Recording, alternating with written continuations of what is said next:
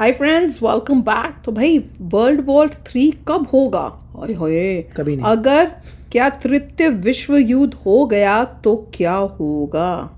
कुछ नहीं होगा। धरती खत्म, अर्थ खत्म, इंसान खत्म, लिविंग बींग्स खत्म। तो चलो वीडियो शुरू करते हैं। वीडियो शुरू करने से पहले अगर आप चैनल पर नए हो और आपने अभी तक सब्सक्राइब नहीं किया तो जल्दी से पहले सब्सक्राइब के बटन और बेल आइकन को क्लिक कर लो ताकि आपको हमारे सारे न्यू वीडियोस के नोटिफिकेशन मिल जाएं जैसे हम अपलोड करें। अगर आपको वीडियो पसंद आता है प्लीज लाइक एंड शेयर। चलिए शुरू करते हैं। थर्ड वर्ल्ड वार में बहुत दिक्कत होगा, परमाणु चलाएगा सब। जिस दिन तृतीय विश्व युद्ध हो गया उस दिन यूएनओ भी खत्म। युद्ध, यूक्रेन युद्ध और इजराइल हमास युद्ध रुकने का नाम नहीं ले रहा है। फर्स्ट वर्ल्ड वार जब हुआ, प्रथम विश्व युद्ध, बहुत जन हानि हुई, लोगों की मृत्यु हुई फर्स्ट वर्ल्ड वार में बिना मतलब का। तो जब फर्स्ट वर्ल्ड वार खत्म हुआ तो अमेरिकी राष्ट्रपति वुडरो विल्सन उन्होंने लीग ऑफ नेशन का स्थापना किया 10 जनवरी 1920 को। 10 जनवरी 1920। इस लीग ऑफ नेशन का उद्देश्य यह था कि आपसी देशों में संबंध को बेहतर बनाना ताकि युद्ध की स्थिति न हो। देखिए, जिनसे आपका व्यापार जुड़ा होता है, ट्रेड जुड़ा होता है, इंडिया के कल्चर जुड़ा होता है, आप उससे युद्ध नहीं करते। तो युद्ध कहीं ना कहीं एक होता है। अब जैसे भारत रसिया से युद्ध काहे करेगा? ट्रेड जुड़ा है, हथियार हम वहीं से खरीदते। ईरान से हम काहे लिए दुश्मनी लेंगे? ईरान हम लोग का क्या बिगाड़ा ये बताओ? कुछ नहीं। ईरान इतना अच्छा से हर मुद्दे में भारत का साथ देता है। अपना बंदरगाह हम लोग को देके रखा हुआ है, चाबहार पोर्ट देकर रखा। पाकिस्तान को काउंटर करने के लिए चाबहार पोर्ट बहुत जरूरी है। तो हम काहे युद्ध करेंगे? तो आपस में जब नेशनल इंटरेस्ट जुड़ जाते हैं ना तो युद्ध नहीं होता है। इसी के लिए लीग ऑफ नेशन बनाया गया था, जो बीमारियों से भी रक्षा करे, आपस में जोड़ के रखे, व्यापार को बढ़ावा दे। लेकिन इसका मुख्य उद्देश्य यह था कि यह दूसरा विश्व युद्ध नहीं होने देगा, क्योंकि ये प्रथम विश्व युद्ध के बाद बना था और इसने बहुत अच्छा काम किया। WHO जो आप पढ़ रहे हैं ना, वो लीग ऑफ नेशन का ही था, वर्ल्ड हेल्थ ऑर्गेनाइजेशन। इसने मलेरिया की दवा को इतनी दुनिया में बांटा कि मलेरिया बहुत हद तक कंट्रोल हो गया। इसने व्यापार को भी बढ़ावा दिया। लेकिन इसके साथ दो गड़बड़ी हो गया। इसमें नियम यह था कि अगर कोई देश इसमें सदस्य बनना चाहता है तो उसे अपने संसद से प्रस्ताव पास करना पड़ेगा। किससे पास करना पड़ेगा? इसका संस्थापक अमेरिका जो था ना, जब वो संसद में गया कि हम भी लीग ऑफ नेशन के सदस्य बने ना, तो अमेरिका के ही संसद से पास नहीं हो पाया। तुम लोग समझा ही नहीं। मतलब जिसने इसकी स्थापना किया लीग ऑफ नेशन की, घूम घूम प्रचार किया कि इसके सदस्य बनिए, और बहुत सारे देश इसके सदस्य बन भी गए। अमेरिका ने कहा कि हम भी इसके सदस्य बनेंगे। अमेरिका गया अपने संसद में प्रस्ताव लाने तो उसका प्रस्ताव पास नहीं हो पाया। तो जो इसका संस्थापक था वही इसका सदस्य नहीं हो पाया। नहीं समझ आप? तो एक तो पहला इसका दिक्कत हो गया। दूसरा, इसमें द्वितीय विश्व युद्ध रोकने के लिए लक्ष्य तो बनाया गया था कि हमें द्वितीय विश्व युद्ध नहीं होने देना है, लेकिन किस तरीके से आप विश्व युद्ध नहीं होने देंगे? कुछ ना कुछ तो होना चाहिए ना, कुछ ना कुछ तो होना चाहिए। आखिर कोई एक तरीका बताएंगे ना कि इस तरीके से हम युद्ध को नहीं होने देंगे। तो उसने ये तो तरीका ही नहीं था उसके पास। तो उसने क्या हुआ, द्वितीय विश्व युद्ध के बाद जब प्रथम विश्व युद्ध में जब युद्ध की नौबत आई तो इसके पास कोई सेना नहीं थी। तो लीग ऑफ नेशन की दो कमी, अमेरिका सदस्य नहीं बन पाया, दूसरा इसकी सेना नहीं थी, और अल्टीमेटली द्वितीय विश्व युद्ध हो गया।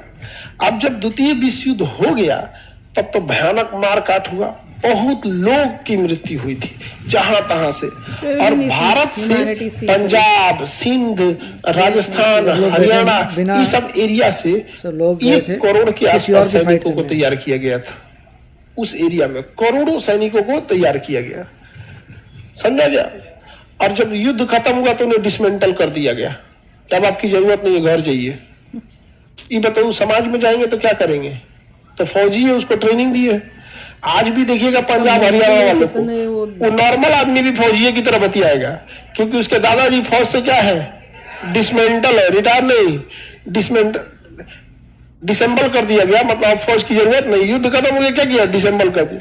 इसलिए देखिएगा जब देश का विभाजन भी हुआ था तो उसी एरिया में ज्यादा मारकाट हुआ था, क्योंकि सब के सब क्या थे, फौजी ही थे यहाँ पर।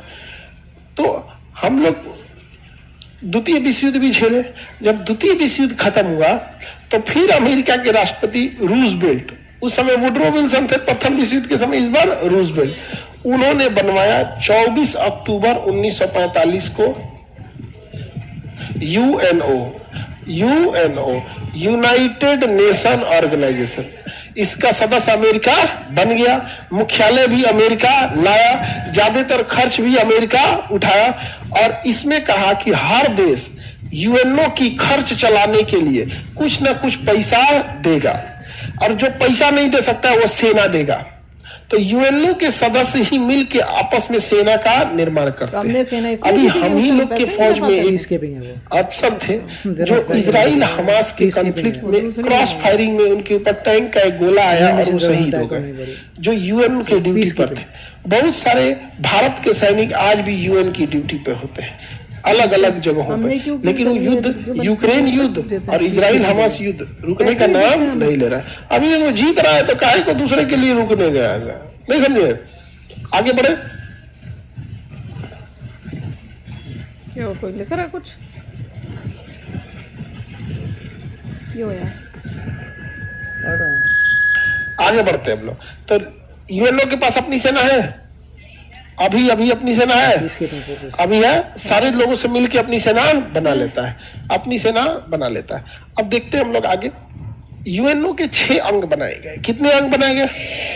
एक का नाम रखा है जनरल असेंबली, जो सबकी बातें सुनता है। एक सुरक्षा परिषद जो विश्व में शांति लाता है। एक सामाजिक आर्थिक परिषद जो विकास, दवाई, मेडिकल, संस्कृति, धरोहर को रक्षा करता है। एक न्यास परिषद जो चंदा इकट्ठा करता है। उसी में एक आ जाएगा आपका अंतर्राष्ट्रीय न्यायालय, बवाल हुआ तो न्याय को सुलझाएगा। और उसमें एक लास्ट में आ जाता है सचिवालय, जो सब में क्या करेगा, कोऑर्डिनेशन करेगा। तो यूएनओ में कितने अंग हैं? यूएनओ के कितने अंग हैं? 6। और यूएनओ में बहुत सारे, कितने अंग है बाबू? यूएनओ में कई भाषाएं भी बोली जाएंगी। कितनी भाषा होंगी? 6। अब इसमें कुछ वीटो पावर होंगे, एक एक करके समझते हैं। तो यूएनओ अभी तृतीय विश्व युद्ध होने दिया या रोक लिया? और जिस दिन तृतीय विश्व युद्ध हो गया उस दिन यूएनओ भी खत्म। लेकिन थर्ड वर्ल्ड वॉर में बहुत दिक्कत होगा, सारी परमाणु चलाएगा सब थर्ड वर्ल्ड वॉर में। तो जो हारेगा सबसे पहले वो चलाएगा युद्ध की ओर। धीरे धीरे बढ़ रहे हैं सब, कोई नहीं बढ़ रहे हैं सब बाबू, आपके नजर में ऐसा लग रहा है। आप देखो, प्रथम विश्व युद्ध में जो लड़ा था आज भी वही लड़ रहा है, द्वितीय विश्व युद्ध में भी वही लड़ा और आज भी वही लड़ रहा है। नेपाल न प्रथम विश्व युद्ध में कुछ किया, भारत न प्रथम में किए, न द्वितीय में, न तृतीय में। हम लोग शांति कराएंगे, लोग हम लोग सबसे सही है, ड्रैग हो जाएगा। हम लोग क्या करेंगे? शांति। कौन लेगा अपने ऊपर बवाल? तो यूएनओ का मुख्यालय कहाँ है? अब यहाँ बहुत सारी भाषाएं बोली जाती है, पूरी दुनिया से लोग आएंगे। 193 देश है यूएनओ में। कितने देश? अब आपको क्या लगता है 193 भाषा कोई समझ पाएगा? तो इसमें 6 भाषाओं को मान्यता दिया गया है। एक ब्रिटेन की अंग्रेजी, फ्रांस की फ्रेंच, स्पेन की स्पेनिश, अरब देशों की अरबिक, रशियन और चाइनीज। रशियन और चाइनीज यूएनओ में मान्यता प्राप्त भाषा। इंग्लिश, फ्रेंच, स्पेनिश, ये तो इधर ही हो गया, इंग्लिश, फ्रेंच, स्पेनिश। अब इधर में अरेबिक, रशियन, सबसे ज्यादा पॉपुलेशन, यानी पूरे यूएनओ में 2 ही महाद्वीप की भाषा है। अपना ही नहीं 3 भाषा यूरोप की, इंग्लिश, फ्रेंच, स्पेनिश, और 3 भाषा एशिया की, अरेबिक, रशियन, चाइनीज। समझ गया? दबदबा है, हो गया यहाँ पे पूरा किसका? एशिया का और किसका?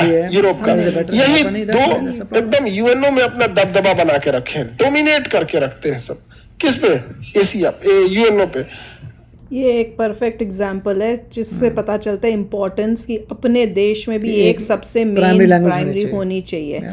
पर लोग ये बात समझते नहीं है। अगर हम कोई सजेस्ट करेंगे तो वहां से दूसरे जो हैं वो खड़े होके कमेंट्स में ऐसे लिखते हैं इलॉजिकल है ना, कि मतलब उनको लगता है कि क्यों भाई वो क्यों होनी चाहिए, ये वाली क्यों नहीं है, हमारी जिस ये वाली लैंग्वेज है। को मैक्सिमम जनता बोलती है उसको अडॉप्ट करने में मिनिमम अमाउंट ऑफ पीपल को चेंज लगेगा।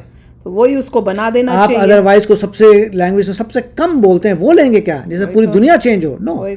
जिस लैंग्वेज को मैक्सिमम बंदा बोलता है उसको अडॉप्ट करना चाहिए, सो दैट औरों पे फिर आप impact बोल है। सकते हो यूएन में भी, भैया ये हमारी लैंग्वेज है, तुम हमारी इंडिया को रिप्रेजेंट करती है, भैया ये क्यों नहीं है? जब चाइनीज मगर हो सकते हैं, मैं रशियन हो सकते ये हैं, तो भी हमारी क्यों एग्री नहीं? करता हूँ कि अभी हिंदी उस लेवल पे नहीं है कि उसे चूज किया जाए, तो क्या करोगे? और क्योंकि कुछ अगर तो चूज आप करना होगा। मेडिकल, इंजीनियरिंग और जितने पीएचडी अगर नहीं कर सकते हिंदी यूज़ करके, तो आप मुश्किल है।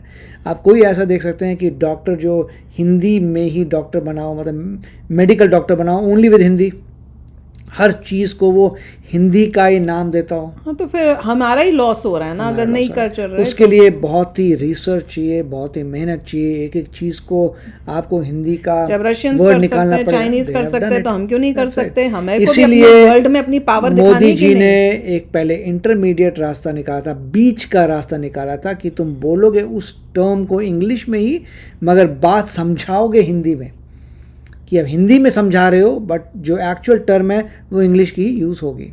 नहीं, पर अपने लोगों को भी तो उस वो जाति और अपने आप बंटवारे से हट के एग्री तो करना चाहिए कि भैया हाँ, ये लैंग्वेज कर दो यार इंडिया की, ताकि हम अपनी वर्ल्ड के अंदर बोल सकें कि हमारी ये है और इसको इम्पोर्टेंस, क्योंकि ओवरऑल उसके बाद इंडिया को इम्पोर्टेंस मिल रही है ना, भारत को इम्पोर्टेंस मिल रही है। अपने अंदर ही लड़ते जा रहे हैं, कभी डिसाइड नहीं कर पा रहे, तो हम कहाँ वर्ल्ड में आए? चाइनीज आगे निकल गए, उनकी लैंग्वेज हो गई, रशियन अभी जो हो है गई, तो हम कहाँ हैं भाई?